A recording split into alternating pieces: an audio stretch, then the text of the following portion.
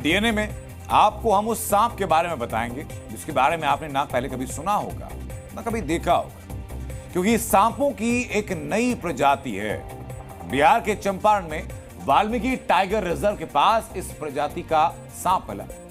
इस सांप की सबसे बड़ी खास बात यह कि इसकी नाक लंबी होती है। वैज्ञानिकों ने इसका नाम अहेतुल्ला रखा है। इसका मतलब होता है लंबी नाक वाला सांप। वाल्मीकि टाइगर रिजर्व के पास ये सांप मरा हुआ पाया गया, लेकिन वैज्ञानिक इस सांप की प्रजाति नहीं पहचान पाए। जिसके बाद प्रजाति पता लगाने के लिए डीएनए टेस्ट हुआ तो खुलासा जो हुआ वो अपने आप में हैरान करने वाला है। पेड़ों में छिप जाए तो मानो अदृश्य हो जाता है, गुस्से में आ जाए तो आंखों पर अटैक कर देता है और एक बार काट ले तो इंसान सन्न हो जाता है।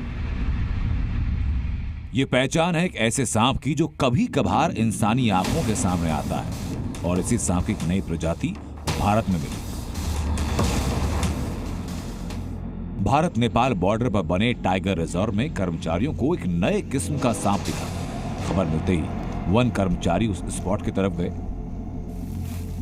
जब पेड़ों और जंगली घास को खंगाला गया तो सामने मिली अहेतुल्ला सांपों की 21वीं प्रजाति। हालांकि यह सांप मर चुका था, लेकिन शव ने बता दिया कि भारत में अहेतुल्ला सांप की नई प्रजाति की मौजूदगी है। अहेतुल्ला को स्थानीय भाषा में सुग्गा सांप कहा जाता है।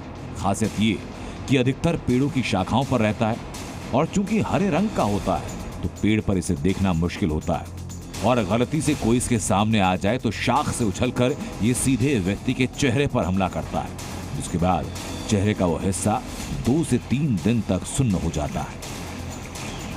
ये सांप पेड़ों के ऊपर ही ज्यादातर पाए जाते हैं। एक पेड़ से दूसरे पेड़ पर छलांग लगाते हैं। इससे कभी ज्यादा हमें लगता है ये हवा में तैर रहा है। भारत में कुल मिलाकर के अगर मैं बात करूं तो 20 से के करीब में हमारे पास जो है वाइन स्नेक्स की प्रजातियां हैं। ये एडिशन होकर के 21 हो जाता है।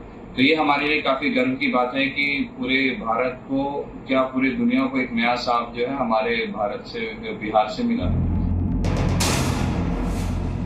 इस सांप की नाक बहुत लंबी और नुकीली।